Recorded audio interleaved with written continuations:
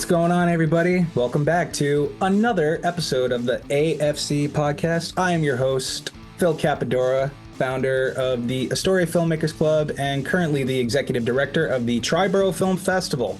It's only barely a month and a half away. I hope everybody's ready for the holiday season. Merry Christmas to you all.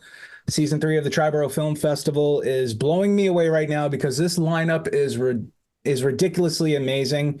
We have over 50 films submitted so far. We're closing in on 20 hours of footage. We're looking at multiple screening days for all of these films, including the nominees, which will be released by New Year's, give or take. We're going to know who the contenders are. And I hope you all could join us approximately February 8th or 9th for the Astor Awards ceremony. Ideally, it looks like we're going to be at the Culture Lab in Long Island City, but stay tuned. More information will come. And thank you so much for joining us today. And ladies and gentlemen, I got a very good guest for you today. His name is Matt Marin, and he is the director and writer and producer of this film called 3:33 a.m. I had to watch this movie twice because it was a psychological thriller, to say the least, and very suspenseful. And if you guys are going to be joining us on the 25th at the Zucker Theater, I believe their segment is at 5 p.m. It's a very suspenseful segment of 8 films, and this is one of them, and it is incredibly well made. And we're going to talk to Matt about his inspiration for what it was like producing this movie, and we're going to go from there. Matt, welcome to the AFC podcast, man. Thanks, Phil. I appreciate the intro. Oh, dude, that was probably my longest one ever. It all sounds like a lot of fun. I'm really looking forward to the screenings and also the event happening at a cultural lab. That's a really cool venue. Oh, you've been there before? Oh, yeah. My DP, he's does some artwork on the side and a couple of art showings, and it's really cool neighborhood, and that venue is really cool as well. It's very rare that we get to see any of these things pop up anymore. So, take advantage of spaces like this because, that entire area was trying to get torn down and just turned into Cyberland from Rent, Yeah.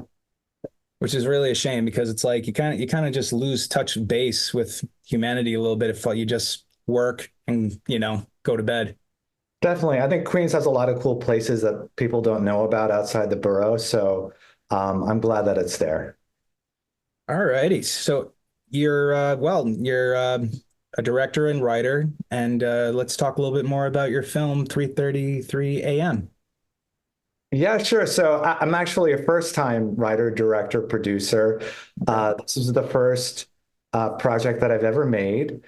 I've been working on scripts for a few years before making this, but nothing was quite been completed. And ironically, I came up with this idea one day when I was standing at the subway station in Astoria. I lived in Astoria in 2017 and 2018. And around the time I was checking out a short film showcase in Long Island City called IndieWorks. They had monthly showcases of screenings from filmmakers from around the tri-state area, very similar to Triborough. They were looking for different short films from local filmmakers about local stories, and every month had a specific theme. So in going there, I never thought, it was always a dream to make a film, but it was always just talk, never action. And just kind of going to that event and listening to filmmakers talk about their story, how they made it, I thought maybe it is possible to do sort of a blue collar indie bootstrap short film. And in thinking more about it, I thought to myself, I've always liked horror genre, and I thought it could be a fun avenue to go, just get 2 actors in one location. And so one day I was standing on the subway station in Astoria thinking what would be a good short. And I just came up with this random idea about a young couple who have a baby, and they have sort of issues in their relationship, and those are manifested one night when the baby wakes up and the mom tries to comfort the baby, put the baby to sleep, and the father wants to be comforted by his wife. So actually, that script started as a a horror comedy, oddly enough. And as I started writing it, started gestating into something else. I would say this film is more of like a supernatural experimental thriller. More Yeah. than horror. The reason why I say that, because there's no dialogue. It's about 9 minutes. And the reason why there's no dialogue is because this is like sort of a breakdown in their relationship. And they've reached a point where they just stop speaking to one another. Also, I'm really influenced by Alfred Hitchcock. He's my favorite filmmaker. And I know he said somewhere that, well, he started out doing silent films first, and he said, cinema is mostly a visual medium. And if you're Yeah. watching the film and, like, let's say the sound goes off, you should still be able to know what's going on in the film. So that was influenced by his words of wisdom. It's very true. Did you ever see it was kind of like a biopic with Anthony Hopkins about 10 or 15 years ago. Yes. Hitchcock? But was Helen Mirren the wife? She was. She played the wife. Yeah. Yes. Yeah, yeah, yeah. How'd you like that one? I love that one. That one, and there was also one on HBO with oh, I'm blanking on his name. I A think it was Hitchcock movie? yeah, yeah, it was another one. But yeah, I thought Anthony Hopkins was fantastic in that movie. I know there's a documentary that came out recently about Hitchcock. I haven't seen it yet. But I love his work. It's so cinematic and suspenseful, and yeah, I think he's a genius. He was very well known for being like a cameo director where he would kind of find himself somehow just putting himself in there Hmm. somewhere mysteriously. And I don't remember the name of that one movie where people were trapped in the middle of the ocean on a boat. Alfred Hitchcock did, but he still found a way to implement himself into the movie somehow because one guy, and this is must have been about a shipwreck or something like that. This goes way back. I forgot all about this.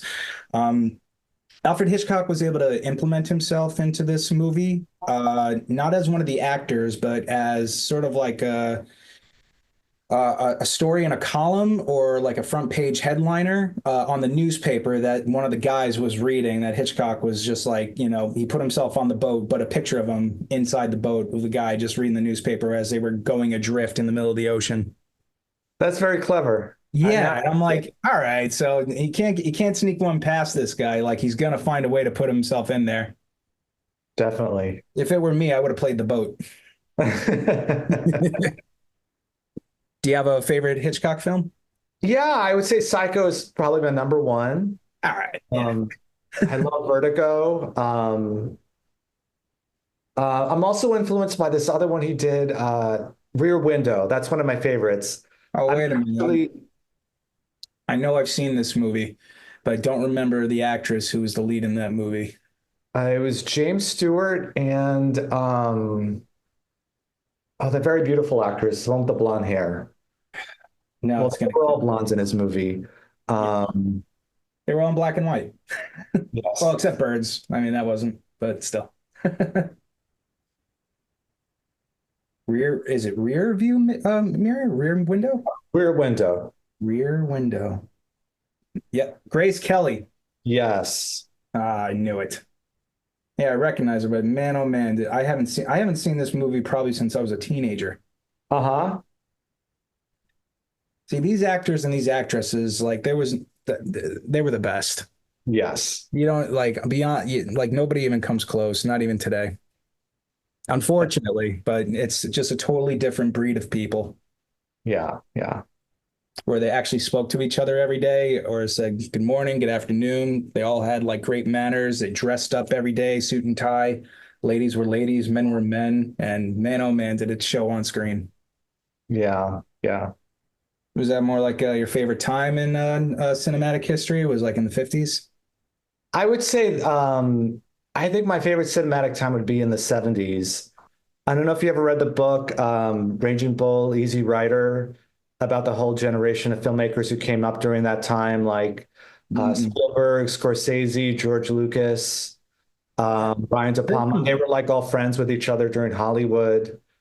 Um, and I think through all of their like collective film, they kind of changed the landscape. Like Spielberg was the one who had the big Hollywood breakthrough with Jaws. Um, Francis Ford Coppola had sort of the art house movie in The Godfather, which translated into uh, big box office appeal. I'm reading a book right now about the behind the scenes of that movie, The Godfather. I just started reading it, but I didn't realize like the mafia was involved, and Oh, there there was was a lot a of whole show drama. about it. It was called The Yeah, Offer.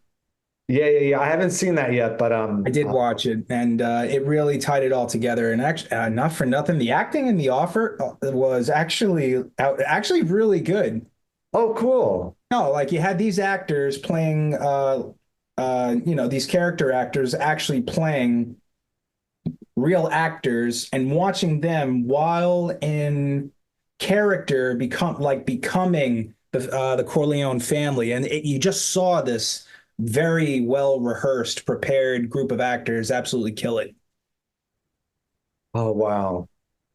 Cool. I'm Yeah, excited I to wouldn't check even that. say it was overplayed, or I think it was under reviewed, underrated, because like in order to pull something like that off and get it right, I don't think they got the credit they deserve. They did that well. Oh, I'm excited to see it. You would like it. I'm almost certain it's on Amazon Prime. If you like The Godfather and the story on how the story behind the story, those Mhm. are always the best stories. And these guys pulled it off, and they did a great job doing it. Yeah, definitely. I love those stories of movies that maybe no one really believed in except the filmmaker, and then it got made, and the rest is history. Kind of like Jaws, like there were a lot of issues with that as well. But what'd you hear about it that went call like all awry? I've heard rumors and stories, but what'd you hear? So basically, with Jaws, it went over budget. Oh Um, yeah.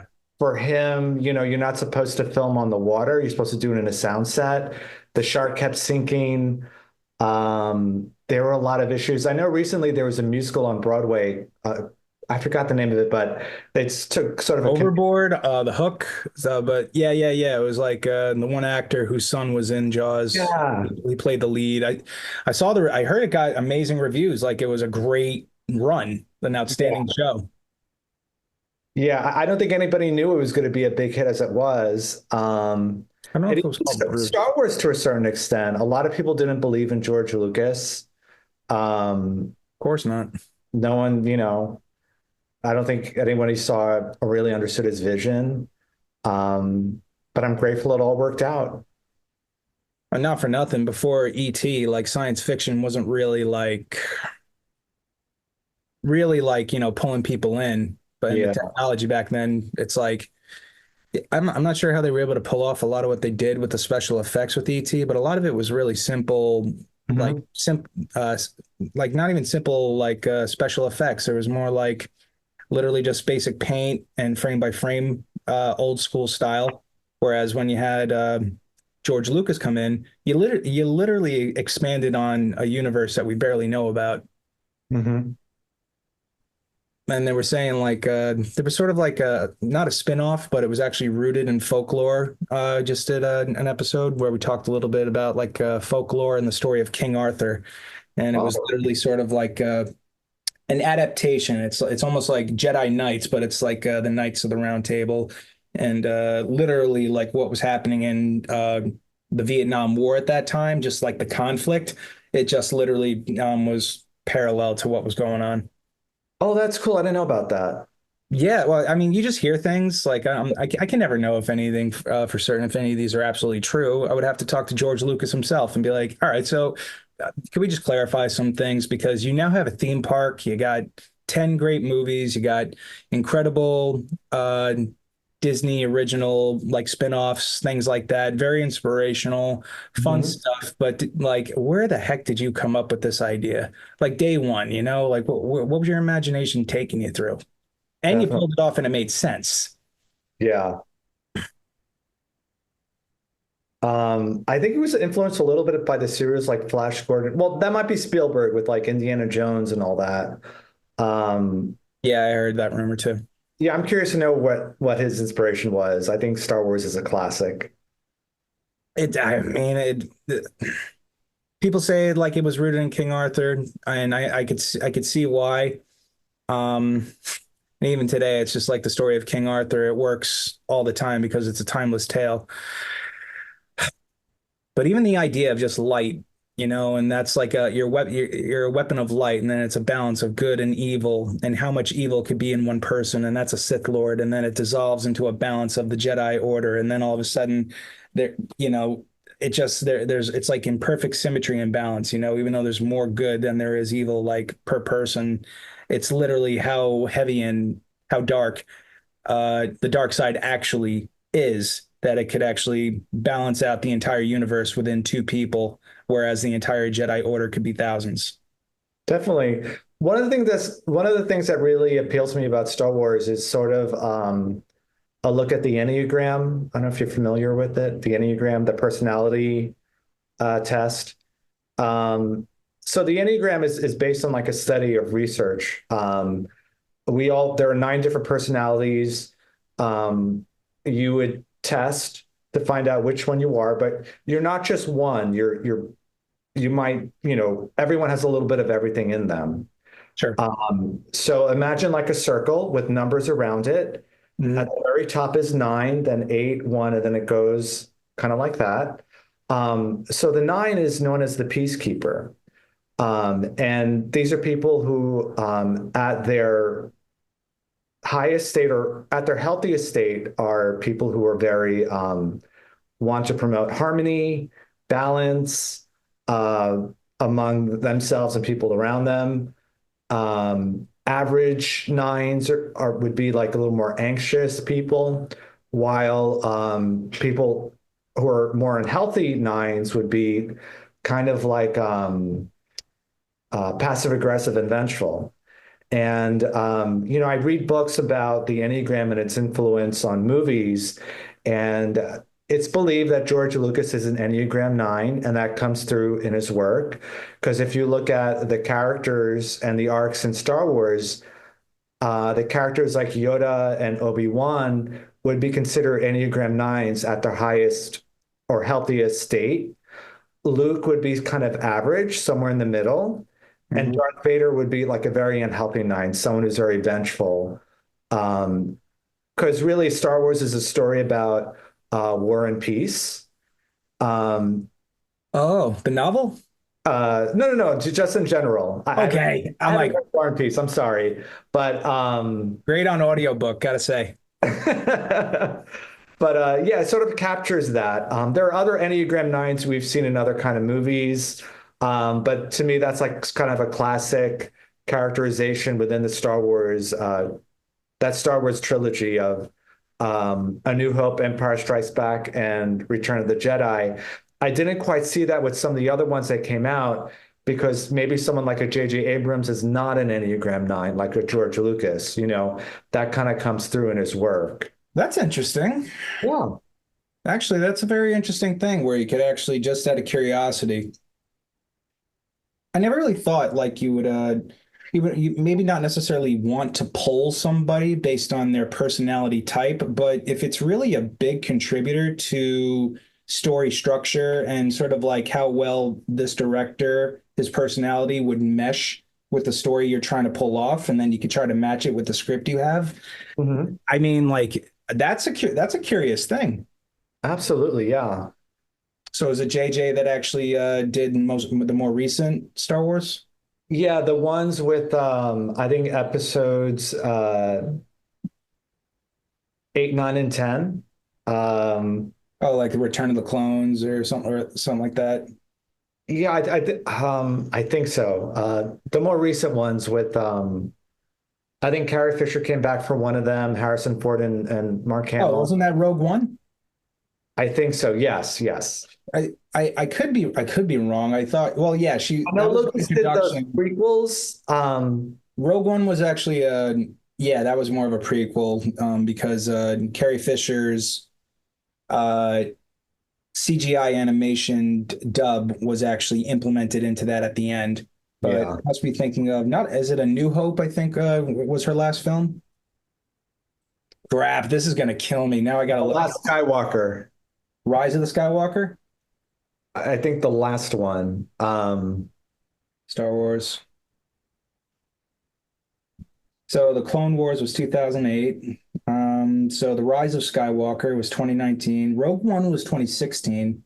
So it was Okay. kind of bringing us back, but I think the Rise of Skywalker in 2019, that must have been, I guess, that must have been the last one. Yeah. Yeah, and then she must have passed away in what, 2018 during the making of it. Yeah. Yeah. And that's really unfortunate too. Definitely. Yeah, and she was way too like she's timeless, she's like even still way too young. Harrison Ford, even still, he's way too young. We need these guys. Yeah. Did you Yeah. ever are you a fan of Harrison Ford? Oh, absolutely. I love all his movies. Uh, How'd you feel like I'm a big fan of it. I really got into it, but after I watched the Yellowstone, Harrison Ford had a small role in the origin story of Yellowstone in uh in a TV series called 1923. mhm. And his co-star is actually Helen, we were talking about before. She's in it. Oh yeah, yeah. I haven't seen it. I've seen promos for it. Um, I think that is a good pairing. But I haven't seen Yellowstone or any of the others. I love like Harrison Ford's earlier work, like Indiana Jones. He's got a lot of good stuff. He was in E.T. He, he was? You didn't even know it was him. He played the professor during the dissecting of the frogs. Oh, was this before Indiana Jones? It must have been. It had to Wow. have been before. It had to have been before because Harrison Ford, he had a small role in a Steven Spielberg's movie E.T. Like you didn't even know it was him. No, like no real screen time, but we knew it was him. And he also had a very small role in Francis Coppola's movie Apocalypse Now. Yeah. Oh, I Yeah, didn't know. Wow. these were very small, like we need a good actor. Who do we like? Let's get Harrison Ford. He's probably working on a film set down the block. Let's get him. Oh, that's cool. This weekend I was watching this movie Collateral with Tom Cruise and Jamie Foxx. Oh man, that I haven't seen that since high school. I love that movie. I saw it when it first came out, but that's the last time I saw it. So I watched it on Netflix because it's going to be leaving soon. And it's funny when you watch a movie years later, because I was watching it, and in the opening scene where Tom Cruise arrives to LAX, he bumps into this guy, and they exchange suitcases, and Tom Cruise takes a suitcase that has the gun and the instructions in it, and the actor he bumps into is Jason Statham, like a very very tiny role. I'm like, oh wow, that's Jason Statham. Like I wouldn't even know I it. saw that when that came out in like I don't know 2005 or so. I didn't know who he was, but now like Jason Statham kind of blew up in the action movies. So I guess everybody kind of gets their start from somewhere.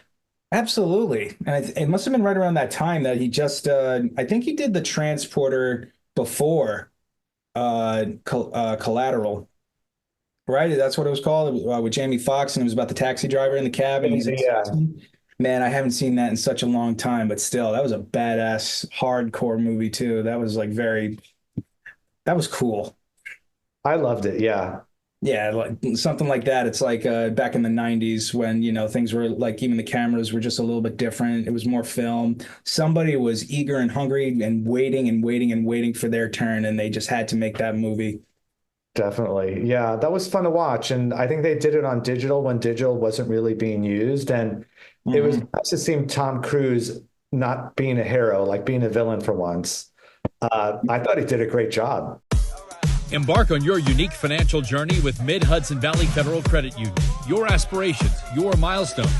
We're committed to guiding you every step of the way. Whether you're saving for a dream home, planning for retirement, or seeking to consolidate debt, trust MHV to provide personalized solutions tailored to your needs. Our comprehensive range of products and services, coupled with expert financial advice, empowers you to make informed decisions and achieve your goals. Visit us online at mhvfcu.com to discover the tools and resources available to help you navigate your financial landscape with confidence and clarity. Your journey starts It here. might have been his first because it was definitely right before Tropic Thunder. I know that because he kind of played it was all stereotypes when he was a villain in Tropic Thunder as like the bad executive guy. And no, you don't see Tom Cruise really being the villain Except for that one war movie when he was like 16 or 17 years old. He was literally a machine gunner in this retaliation at an academy where they were literally taking over a military base and he got smoked at the end. Spoiler alert, but that was his first like breakout Oh, role. cool. And I really wish I could really, really, really remember the names of all these details. But man, oh man, like I just remember it was very impressive, and they were all like they're all teenagers, and just even then the effects were outstanding. Definitely. Yeah. And to your point before about watching a movie as an adult, it's Christmas season, so this afternoon after lunch, I just was watching some Christmas movies. Mhm. And one of them in the lineup was Jingle All the Way with Arnold Schwarzenegger and Sinbad. And literally, as a kid, I loved it. It was the coolest thing. But then you watch it as an adult, and it's a totally different experience, you know? Because it's like now at this time, it's like we're ready to have kids and we're going to be dads, and it's like, holy shit, our dads really did go above and beyond just to give us the perfect Christmas. Yeah. I never saw that movie. Now I'll check it out. It's sometimes you have a different perspective as you get older. Oh, Matthew. All right.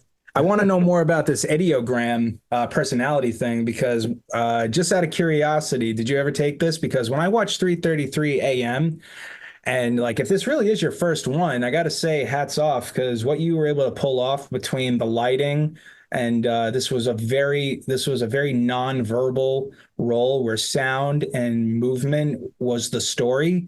You knew exactly what was going on throughout the entire movie, and it seemed like there was like some role swappings where it was actually the dad that wanted to be the kid at certain points throughout this whole thing. And I'm really curious on the Enneagram, what's yours look like? And B, 33 a.m.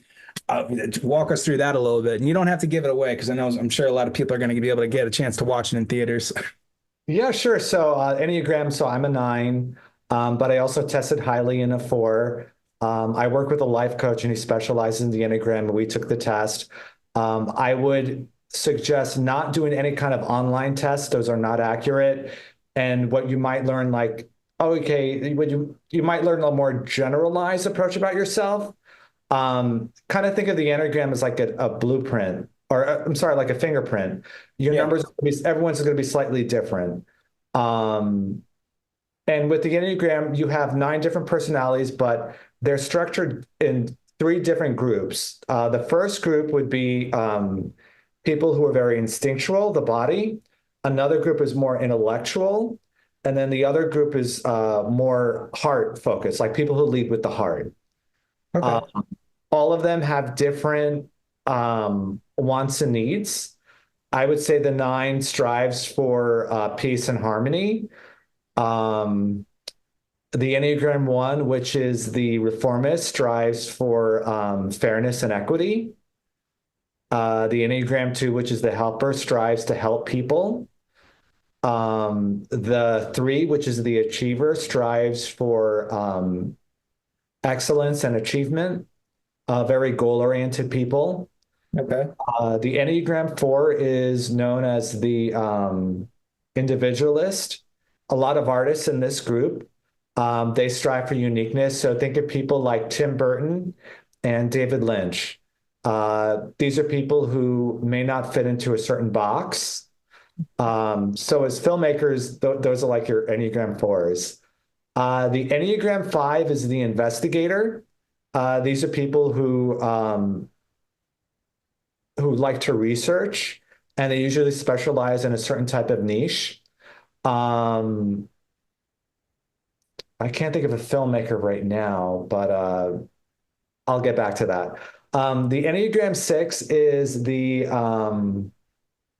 strategist and also the loyalist. Um, the 7 is the enthusiast. So think of like Quentin Tarantino and Spielberg. I think they're both Enneagram 7s. Okay. Uh, the 8 is known as the challenger. These are people like leaders, like military generals, like people who kind of call it like it is, and their goal is to push people.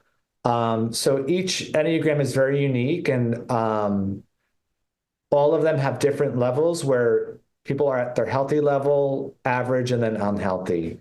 Um, there are pros and cons to every personality. There's no one right way to go about it.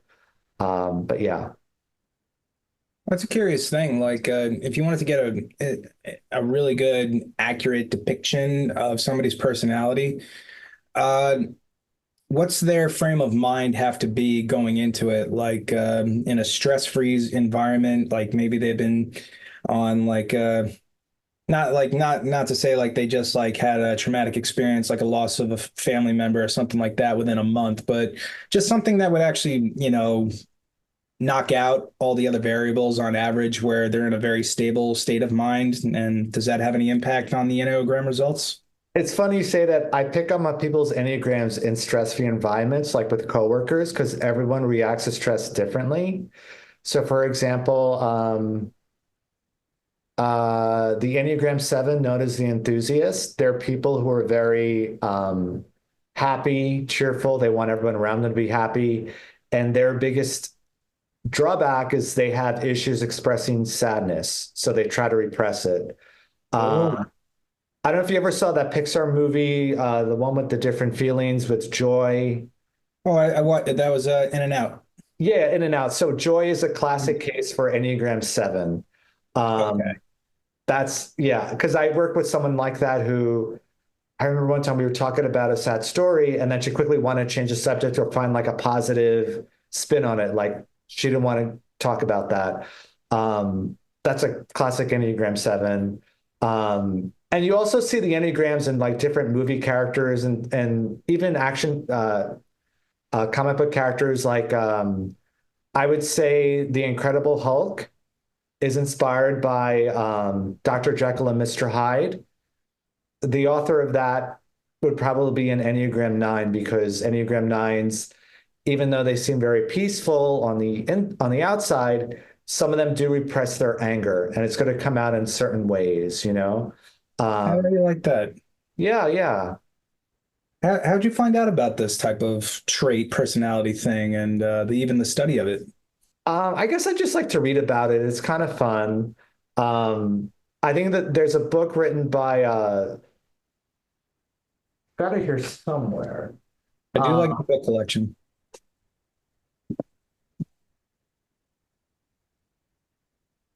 Very nice film reel in the background. Nice little skull thing you got going on there and a film reel. Nice. so this is probably the best book for the Enneagram. Don And Richards, huh? in it, you can take a test. You fill it out in pencil, and it gives you a breakdown of the different Enneagram types. I'm familiar. I know the name Don Richard, but Risso type of indication of your personality type on the road to discovery. Cool. And I also have this book, the Enneagram Movie and Video Guide. How about that? Let me Yeah. okay, so that's how you spell it. I spelled it totally wrong. I spelled it Oh, okay. Enneagram. Enneagram. Yes. There was a movie that came out a few years ago. I think it was called Baby Driver. Have you seen it? Yeah. Yeah, I saw it. The movie was about this guy who's like a getaway driver. And Transporter knockoff. I didn't realize this, but I read somewhere that that personality type is considered an Enneagram 9 because sometimes Enneagram 9s have a tendency to go along with other people and not express their own intentions. So in this case, this guy was going along with these bank robbers. I need to see it again. It's an example of a movie that when you see it, you kind of, have an impression, but then when you see it later with a different perspective, you see other things that you didn't see before. Is that because you're more aware of the personality types? Yeah, yeah. Oh, that's interesting. Yeah, yeah. Have you found it to be kind of a catch-22, where it takes you out of the movie just a little bit for the experience, or are you like more like in tune to how performers perform because of the character and the story structure and things like that? Not really. I'm kind of a slow thinker, so it hits me later. Like sometimes I'll watch a movie for what it is, and then later on I'll be like, huh, maybe that character's kind of like an Enneagram type 2 or something like that, you know? I see. That's actually really cool. Now I'm actually really kind of curious about this now a little bit. It's been a Mhm. minute since I really got a chance to read a book, being like so busy, but I am an audiobook connoisseur. I'll listen to audiobooks every day. Oh, cool. Oh yeah, I got like 150. Nice. Oh yeah, I try to keep myself busy. And now with 3:33 a.m. come to the Yeah. Triborough, is this the first film festival you got into? I got into Queen's World. That was the first one. Congratulations. All right. Thank you. Yeah, yeah. It was a couple of years ago. I've been on the festival circuit with this for 2 years. Funny story about Katha and Don from Queen's World. So when I first moved to Astoria, I would just go to that festival to check it out. I thought it was really cool. Sure. And, I made the film. And when I started submitting it, Queen's World was not open yet. I didn't know when they were coming around. So I started submitting it to horror film festivals around the country. I was getting rejected left and right. Yeah. Their festival was happening in November of 2022. I Mhm. remember in September they were going to send out the notification, and they sent an email to everybody saying, "Hey, we need another week." They didn't get into details, but they need a little more time, before they make the announcement. And I remember going or wanting to go to Coney Island Film Festival that weekend just to check it out, see what it was about. And I remember her husband had a short film playing on the experimental block. I emailed her, she got back to me and said, oh, maybe I'll see you at the festival. And she was like saying, oh, let me know. I have like a block of film tickets for that screening. And I met up with her and Don and some friends and, caught all the films. I thought they were really cool. And after the block, she pulled me inside and said, I just want to let you know that you got accepted to the festival. And I was in complete shock. Like I had gotten 13 rejections in a row. Oh man. I was ready to quit. I was ready to take the drive, throw it out in the garbage. I didn't think I was going to get into any festivals. That was a really nice moment. Like it really meant a lot to me. And I think even Katha saw it when she saw the look on my face. So, and better yet, it was like a nice like homecoming. Like what better way to premiere your film in your own hometown? And you have like your friends and family Sure. check it out. Because I wrote the script while I was living in Astoria, and then I moved to Woodside, and we filmed it in Brooklyn. So it was nice to have it there in Queens. Oh So yeah. now it's coming full circle because it premiered at the Kaufman Astoria, and it's playing there again with Triborough Film Festival. So How it's do a you great like that? opportunity for people who weren't able to come and check it out 2 years Ah, ago. And also for people who maybe want to see it again, I think it's a really cool theater experience. It's perfect inside. space. Yeah, they did a great job in terms of fixing up the visual and the audio. And like, you're sitting in the same screening room where years and years ago, all these filmmakers, I don't know, like Charlie Chaplin got to like look at the dailies in that theater. So I'm really Same looking space. forward to it. Yeah. Oh, it's definitely historical, and I think it's a very nice, intimate setting, especially for a premiere. It Hmm. gives a very wholesome vibe, and I think a sense of accomplishment because when I was watching a movie in there, it's just like it's a lot more wholesome. I think you'd say like it feels a lot more like home. Yeah. And of course, when you're in a room full of 70 people and you're feeding off that energy, and you're just people are either scared with you or laughing with you, that it's like like you gotta feel a sense of accomplishment after something like that. Absolutely, yeah. It's weird because when I watch it at Queen's World, I've seen it a million times, during post. But then when you're watching it with a crowd of people, you get so nervous you don't know how people are going to react. Sure. I remember during that screening, it was on the horror sci-fi block. And, there were other films that had like jump scares or there was a horror comedy and people would react. During my film, everybody was just quiet. And I was like, do they like it? Do they not like it? You have no idea what people are thinking. But I think I've learned that that's actually a good thing because when I made the film, I didn't, make it with the intention of like trying to like push a button on the audience. It was just more about telling the story and being faithful to the characters. Sure. Uh, Kind of going from there. Yeah. Well, I mean, and this is your very first movie. Yes. Yes. Why don't you walk me through that a little bit? Because like, even though, I mean, not for nothing for a first time, it did not look like a first time filmmaker. I'll tell you that much. It was very well directed. And Thank you. did you have a director of photography or a cinematographer like right beside you every step of the way? Yes, his name is Josh Steinbauer. He's a great DP. He also has experience directing and writing films. We collaborated every sense of the way. We would meet up. Uh, we shot this in November of 2019, just before the pandemic. And we met up that summer, and we would meet up like once every 2 weeks and storyboard together. One thing that was really helpful was we walked through the space, so he can get a feel of it. And, the apartment had a lot of white walls, and he had the idea of why don't we do like sort of like a neon noir color palette. And the more I thought about it, it kind of made sense because the story is inspired by the witching hour. There's like a supernatural element to it in which the witching hour takes place around 3 a.m.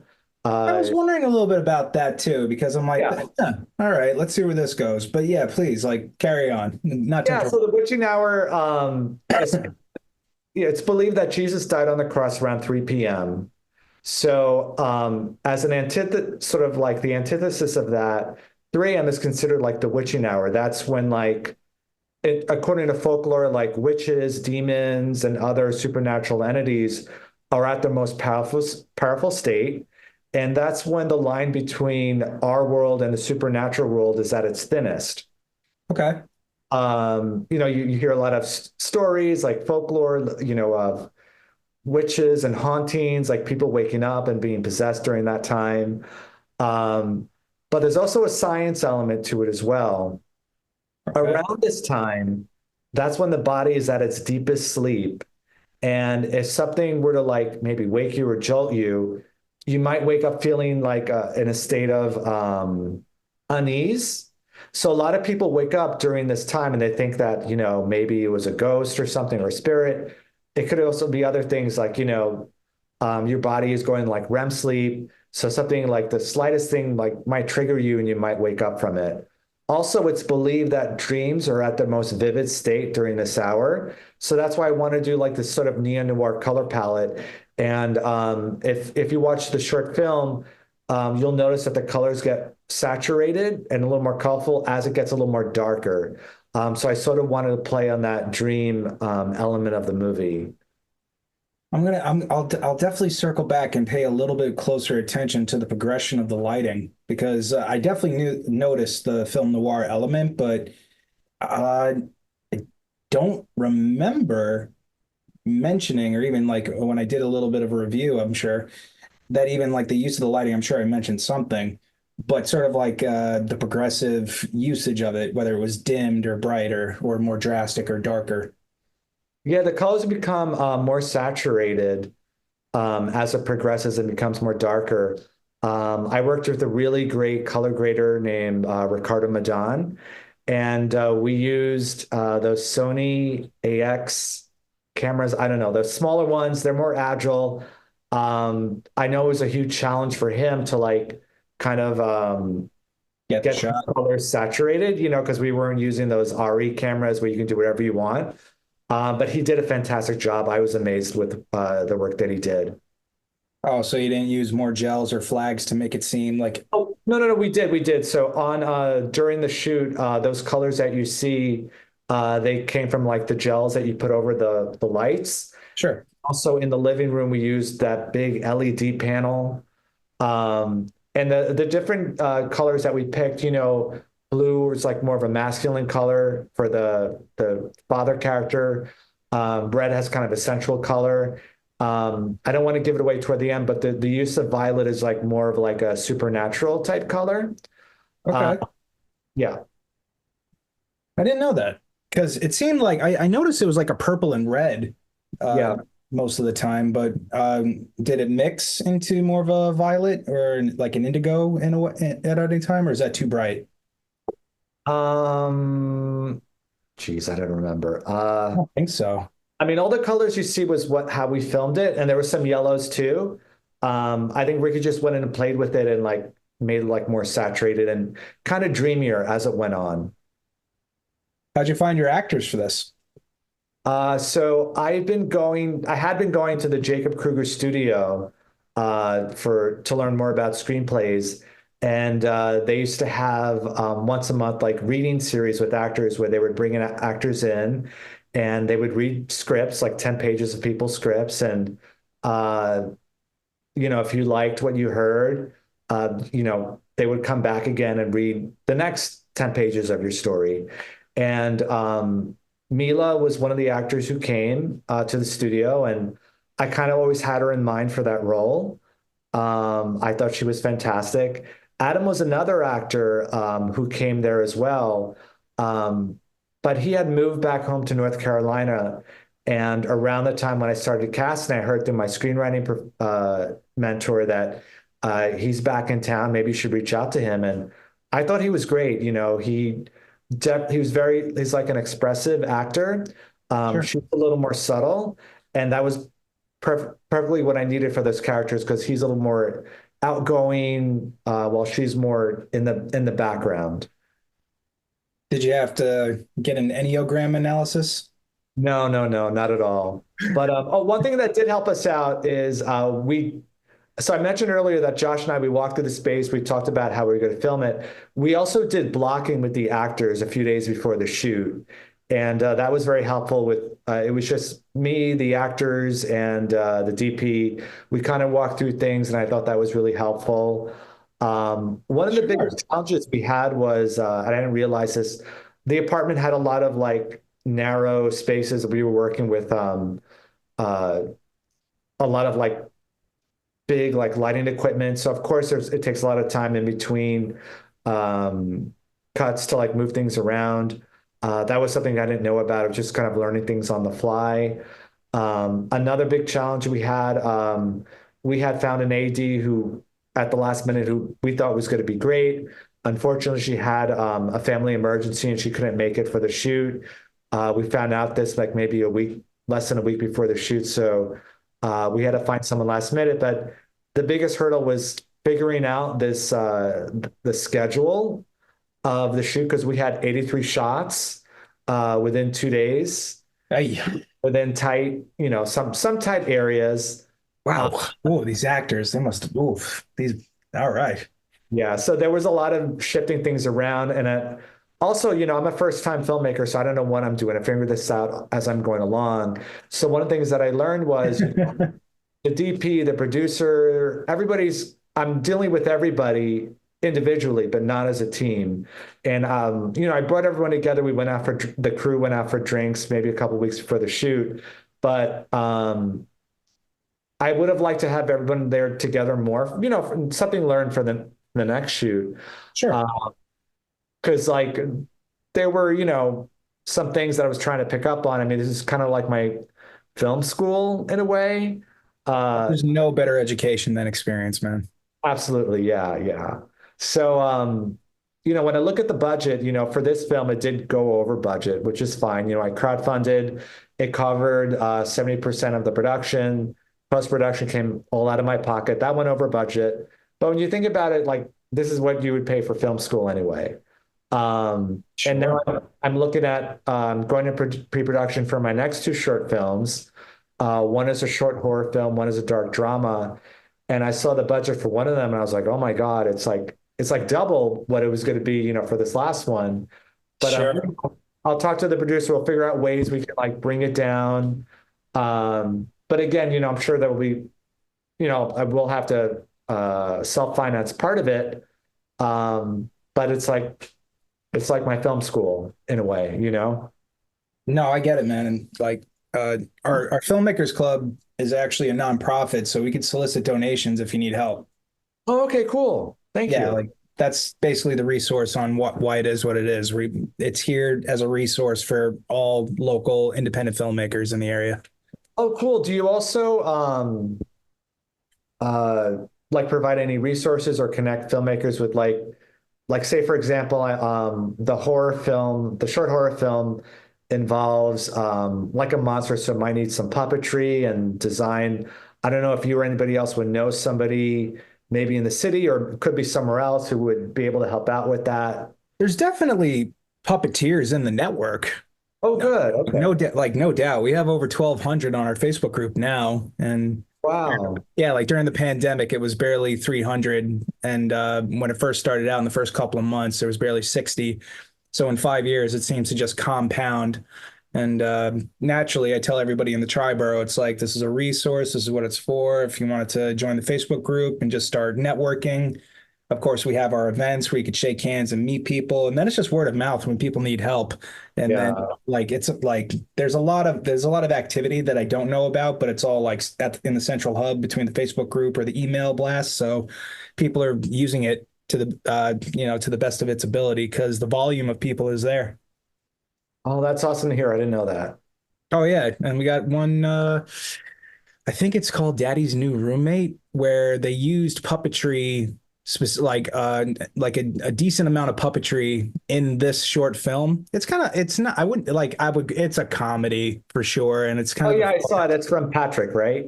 I gotta look. I would have to look it up. But have you seen? Have you probably seen this one? Yeah, I told Patrick to submit this to this festival. Oh, so you already know him. You already know a dude specifically. Oh, somebody literally just submitted their film in the last 5 minutes. Oh, great. Oh, great. So now we're at 55. Oh, I'm gonna have to watch that. Oh man. And we had one this morning come in like very early called Rockaway. That one hit hard. Oh, good. This is a very good year. I thought last year was really impressive compared to our first year, but still the first year we had excellent movies. Last year was definitely a step up because like just the women in filmmaking that stepped up to the plate, they were hitting home runs like back to back. It was nonstop. And this year, it's just the volume. It even exceeded my expectations, and they're still coming in. Oh, awesome. I'm glad to hear that. I'm really excited to check out the films on both days. You're gonna enjoy it, man. And we're looking at multiple screenings. We got a free seminar with Jerry Parisi. He did a film called Ebenezer the Time Traveler. Mhm. And he's going to be doing a free seminar that all the filmmakers are invited to because he's going to give you the ins and outs and talk you through his experience about getting his film on a streaming platform and things to avoid and just literally be a resource. Perfect. I forgot to ask you, I know Astoria Filmmakers Club did a costume party. I couldn't make it. How did it go? It was nice. Okay. We shook some hands. Like we had 70 RSVPs and like less than half of that showed up. And I'm like, yeah, no big deal. Nice to meet you. And like it was a good night, but still it's the Saturday before Halloween. So people are out doing their thing. And it's more of like, all right, if you can make it, you can. If not, the launch party though, for the 24th, I'm sure a lot of people are going to be coming to that. Definitely. ISVP, where is it at? I don't remember. I think it's called Mail. Let me look it up real quick. I think it's a Mexican restaurant. Oh, cool. It's pronounced Mayahul on 34th Avenue. We got Okay. 50 RSVPs and 17 maybes. Mayhole. And it's at 3207 34th Avenue in Astoria, New York. Cool. Yeah, we're doing a clothing drive that day. You can drop off clothes. We're going to donate it for pickup with helpsee.com. They're going to come pick it up. And we're going to just rub shoulders and, everybody's going to start promoting their film and go from there. Oh, fantastic. Welcome to Happy Corner. This project strives to make safe housing areas for stray cats at an affordable price. It's so easy to put together that even your children could have fun making one. Help keep cats and other animals safe with their own little Happy Corner homes. You can help this project become a reality by donating to the GoFundMe page. Happy Corner homes are a great way to show those animals in need it's okay to be happy. I probably should have like sent everybody like a downloadable PDF to start like posting in local restaurants for people to support their films and send them to the QR code or something. But every year I learned something new, and it's like more than enough people show up every year so far. So like people know about it. It's good. It's got a good rep so far, and just little by little, and we'll go from there. Most of the films, they're filmed in like different parts of the city. All over. Yeah. Oh, cool. Um, Cool. like wonder if there's any that were done out of town. Not off the top of my head, because in past years, I didn't have an out of towner segment per se, but the rules were very simple. You're either born, raised, or currently living in New York from your cast and crew, uh, or the film was made in New York City. And one specific winner last year was born and raised in Paris, France, but he made his movie in like the Williamsburg uh, area, plus the 9/11 memorial, and all surrounded or was centered around this trip that a guy came in from the airport, gets in an Uber. They break down. They're fighting along the way. It's a boy-girl dynamic, and all he wants to do is just put an American flag at the memorial. That's all he wants to do. And the night is just turning into like this charade. Mhm. Outstandingly written, outstandingly performed. The beginning, the middle, and end, the resolutions, the conflict, they articulated it. And it was just such a very well balanced routine, very well put together. And that's why that guy won. Like no loose ends, covered all the basics, covered a lot of space. But I really like how he brought in sort of like even the dynamics of not just a man and a woman just butting heads, but even their political views, their everything. And it just compounded and compounded and compounded. But somehow in the end, they found a resolution. I'm like, not an easy thing to pull off and do it so tastefully, but he did. Definitely. Oh, now I want to see it. It's called The Breakdown, and it was very well done. And like, of course, I got a copy of all the DVDs from the segments last year's for our archives. And like, I rarely get a chance to talk about this, but the biggest problem that we have at the end of the festival is that nobody knows where to find some of these films at the end, And it's Yeah. it's been really pulling on my heartstrings for a long time to develop a streaming platform post Triborough. And there's a lot of films that do very well in the film circuit, but maybe they just don't ever get picked up. Yeah. And I'm like, that to me is a shame, because I could do something at least for 6 months to a year probation and just let it springboard until it goes to that next level where it might get picked up by a bigger network. But I really am like, I want to expand on the Astoria Filmmakers Club is a central hub where you could really get the experience and expand and like really develop a prominent career. But even like on the streaming element, where we would have something where people get scouted and potentially picked up that way because it's right there and it's visible and it's ready to go. That sounds really cool. I haven't even decided what I'm doing with my film when the festival circuit is over. Um, I didn't really come in with the intention of like getting a distributor or anything like that. Um, It's hard. yeah, I'm definitely not going to put it on like YouTube. Maybe Vimeo. I'm not sure yet. I'll cross that bridge when I cross it, but I have really enjoyed the film festival circuit experience and just kind of meeting people, going to different locations. And I've also gone to film festivals where I haven't gotten in just to sort of get a feel of it and maybe apply for something in the future. This past weekend, I went to check out the New York City Horror Film Festival in Manhattan. I thought it was really cool. They had a lot of great films, short films that I checked out. They seemed really nice. It was in a nice movie theater in the West Side. And there was another film festival that took place called Dances with Films. I didn't get a chance to go this year, but I Heard of this one. that's a really good one. Really good vibe. It's run by filmmakers. They seem very supportive. When I applied, I didn't get in, but when they wrote me the nicest rejection letter and they included Oh no. notes about my film that was very specific about my film, like they said, "Oh, we love the use of color and sound." I'm like, "Oh, that was really nice." And they said, even though you didn't get in, we would love to offer you 2 free tickets to check out a movie. And I wrote them back saying, "Yeah, I'd love to go and support the other filmmakers." And then the founder responded back to me in like 5 minutes was saying, "Oh, come look for me and I'll hook you up." They were really nice people. And when I talked to her, I realized that her and the other organizers who were filmmakers went through the exact same journey that I went through, getting rejected, getting the door slammed in your face, but still persevering and building that sense of community with other filmmakers. So it was nice to see that. I think everyone is in a different stage in their journey. Yeah, agreed. And I think we're all on a personal one. And I always said this that I believe everybody does have a story to tell, and Yeah. you just got to keep going.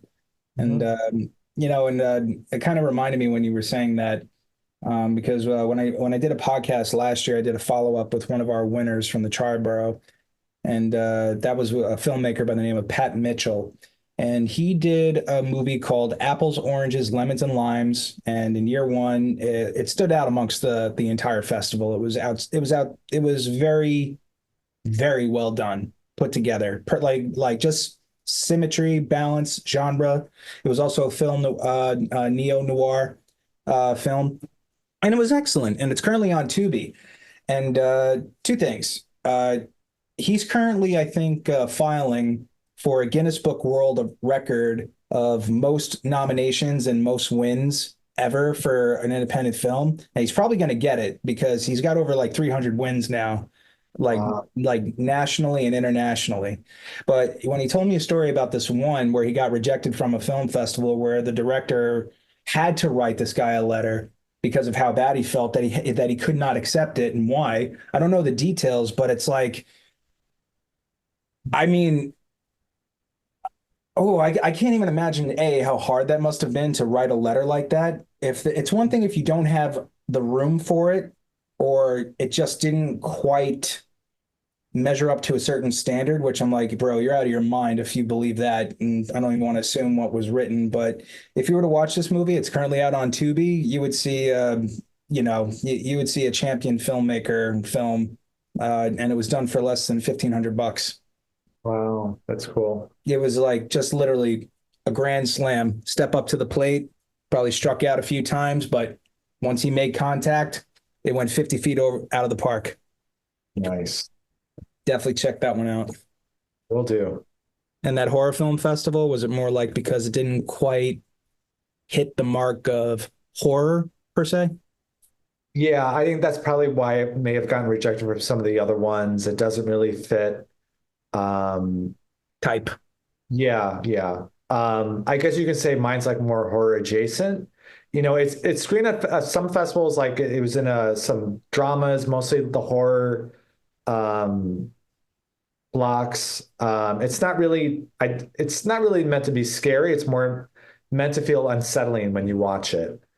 Um, yeah, I mean, yours was definitely suspenseful. yeah, yeah. Thank you. I guess maybe just what'd you need? Better makeup, blood, and a villain, like a monster or something to be like horror. I guess so, but then you're kind of veering away toward like the original vision. It's If you turn that baby into Chucky, then you got it.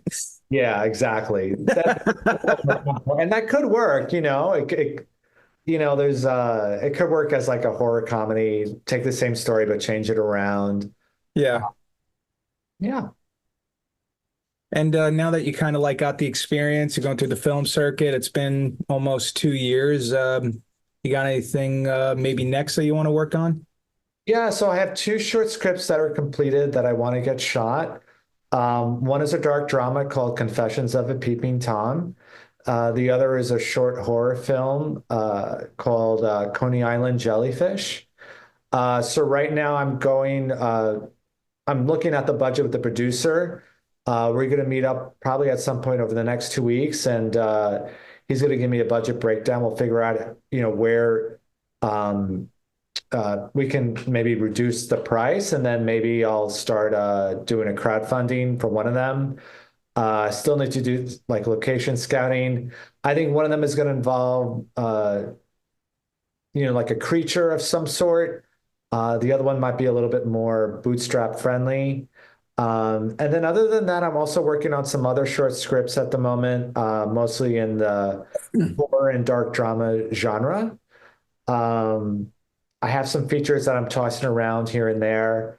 Nothing yet ready to start submitting, but yeah, I think the film festival circuit has been a lot of fun, and got to meet a lot of cool people and learn some cool stuff.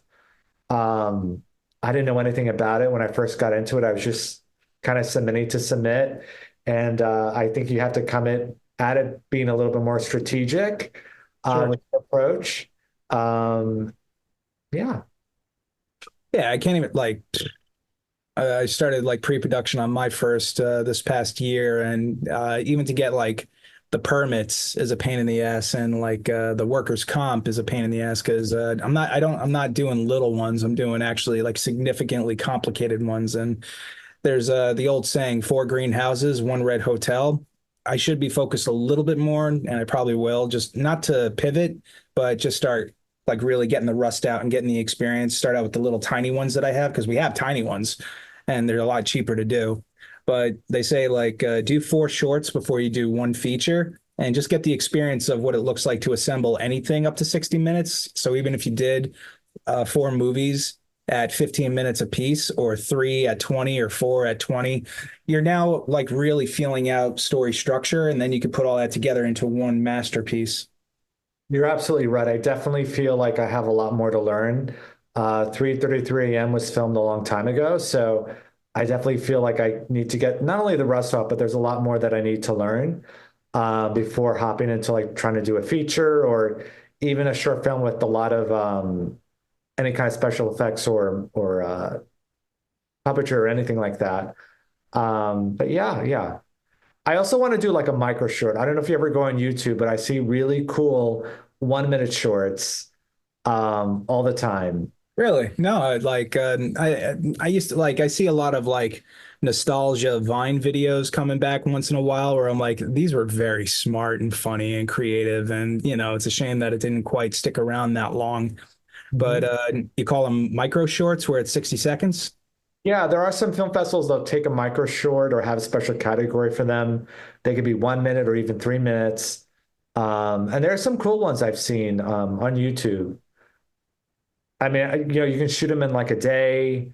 Uh, I can't, production might be a little bit different per story. But Is it yeah, more like a is it like a hashtag genre where it's just called a micro short? I'm not sure.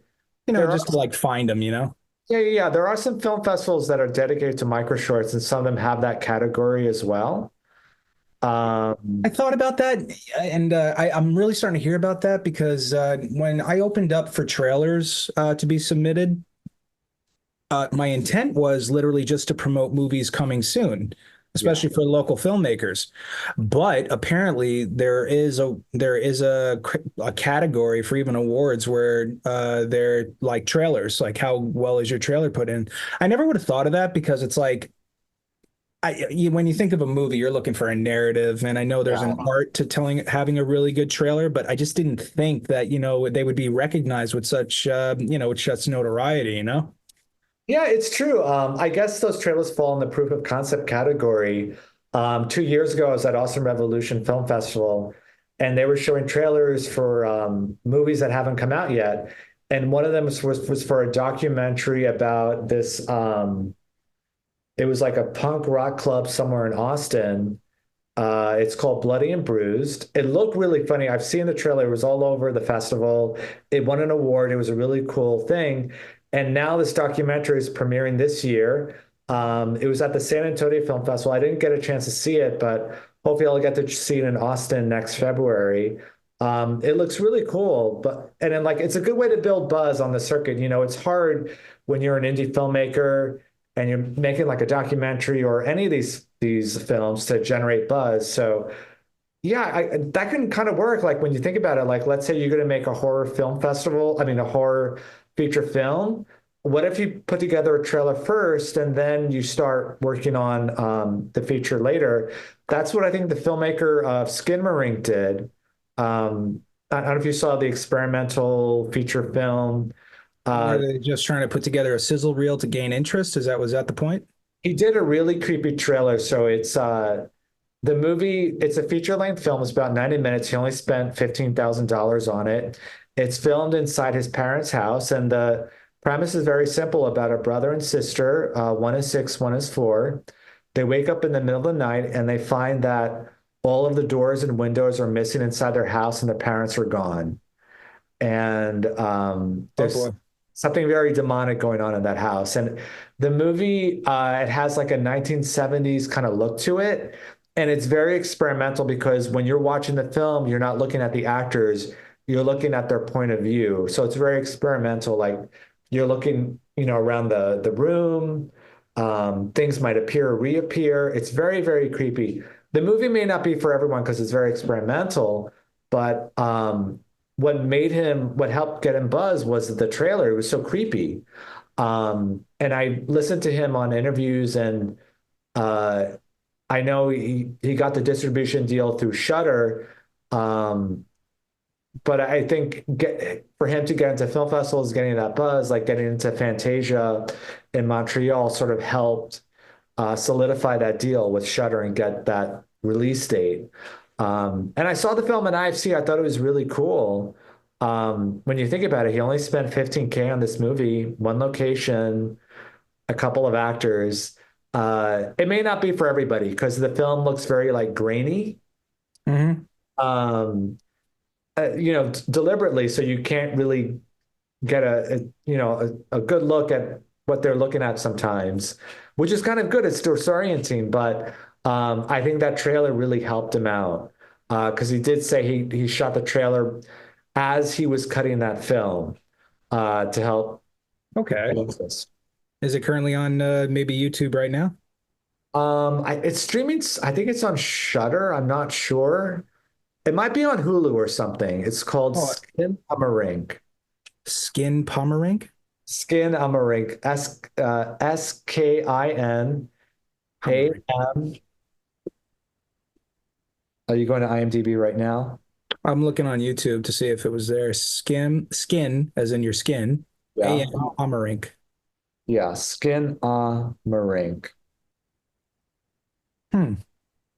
It came out in 2022. Not Skin on the Rink. Skin. No. Yeah, that was, ew, that's gross. It's probably not on YouTube. So I'm looking at IMDb. It's streaming on Hulu. And you can rent it on Amazon Prime for $2.99. Oh, no, it's here. It's one word. It's on, Yeah. how about that? 3.7 million views. You're right. It is a Shudder original. Well, so I never heard of Shudder. Who are these guys? Oh, so they're a distributor for horror films. Okay. A lot of the films they show at like IFC, Okay. like horror, like the Midnight series, things like that. Do you know if they still got that theater down in the Chelsea area? Which one? I know there used to be an IFC theater down in like the Chelsea area. I just know the IFC, the one in the Village near NYU. That's the one. Yeah, that's it. That's still there. I still go there. Okay. Yeah, it's got to be that one. Yeah, that one's classic. They have all the cool indie premieres and stuff. I was there recently to see the 10th anniversary screening of The Babadook. It's an Australian horror movie. When I tell you I don't know jack shit about horror, believe me. But no, it's a really good psychological thriller. I highly recommend it because the movie is about this mom and a boy. They live in, the boy's, I don't know, he gets always get into trouble. But anyway, she finds like this book, this mysterious book where, she's reading it. It's very dark and it says, this creature, the Babadook, will come to your house to kill you. Basically, what the movie's about, I'm not doing it justice describing it. Her husband died as she was going to the hospital to give birth. And she has not really come to terms with her grief. Like she's been burying it down inside. And it kind of comes out. So it's a really good psychological thriller drama, if that makes sense. It's Okay. definitely scary and disturbing. And it's not like gory or anything. It was really, really well done. I highly recommend it. All right. So So do you like Hitchcock? Well, I mean, I even remember Birds put me on edge. And then I saw it when I was like 4 and I was going to the bus stop and I would see pigeons once in a while and I'm like, oh no, and I'm worried I'm going to get attacked. And I saw seagulls all the time and it's like great. Like so of course, movies left such a realistic impression on me where anything could happen at any time. And horror was just one of those that just shook me to the core. Definitely. Is that the movie that scared you the most? No, ah, man.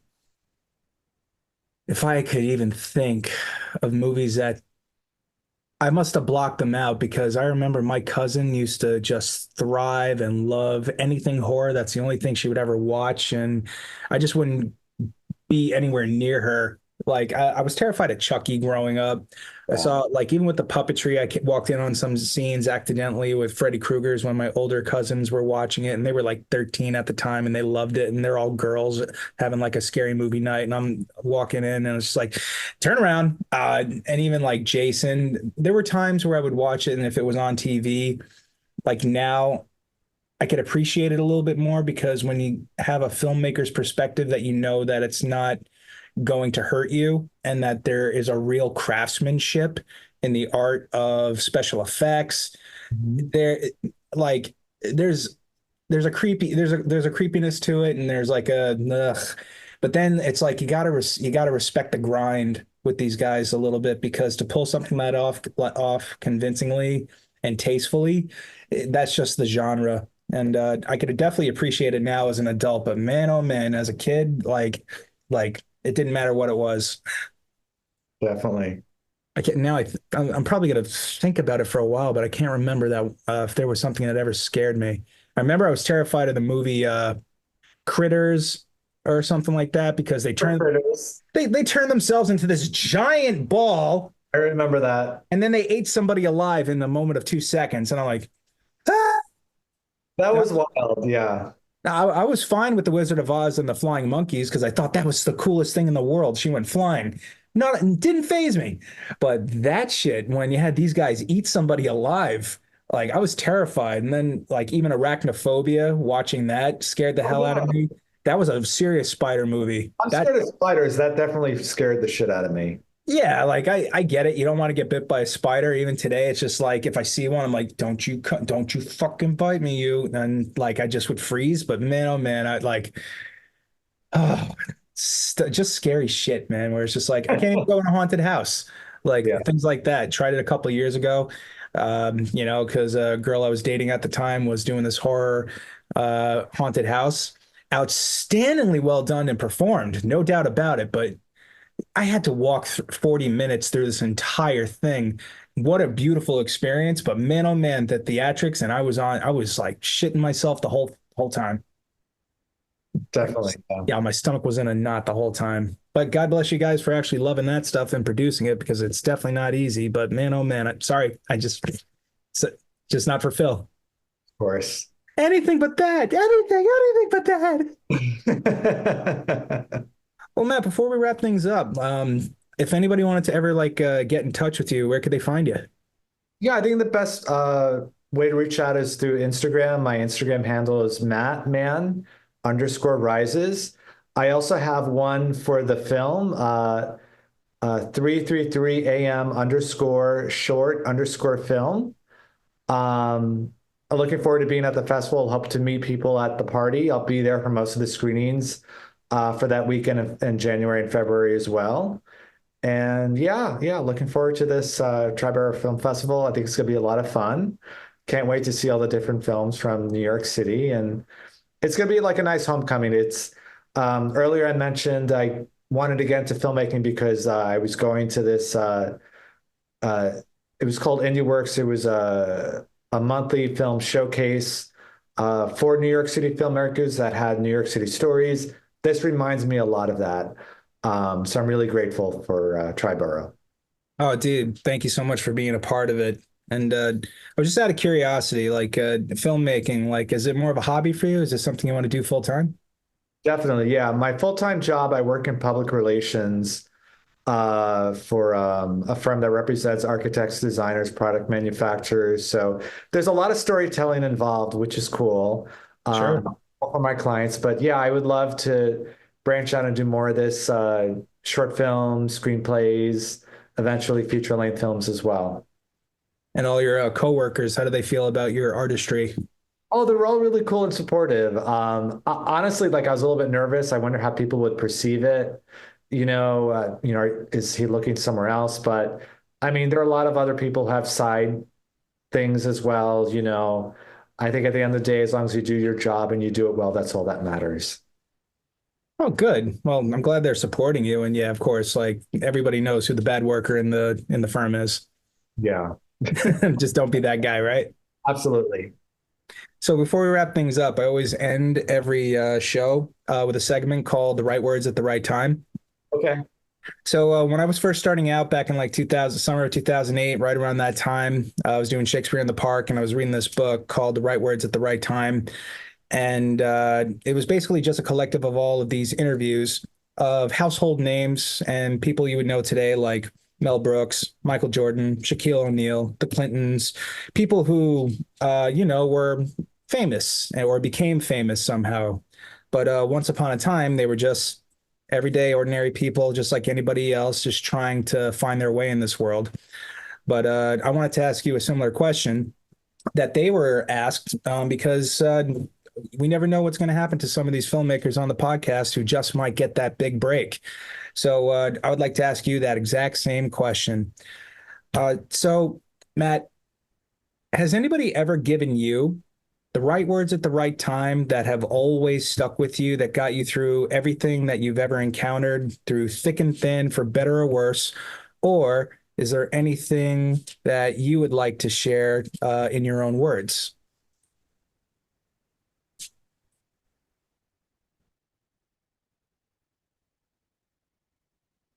I think when it comes to filmmaking and doing this, resilience is like the number one thing, or one of the top things, because it's really easy to just give up. To be honest, when I first filmed this, it was 2 days of shooting, and by the first day, it felt like I was hit by a train.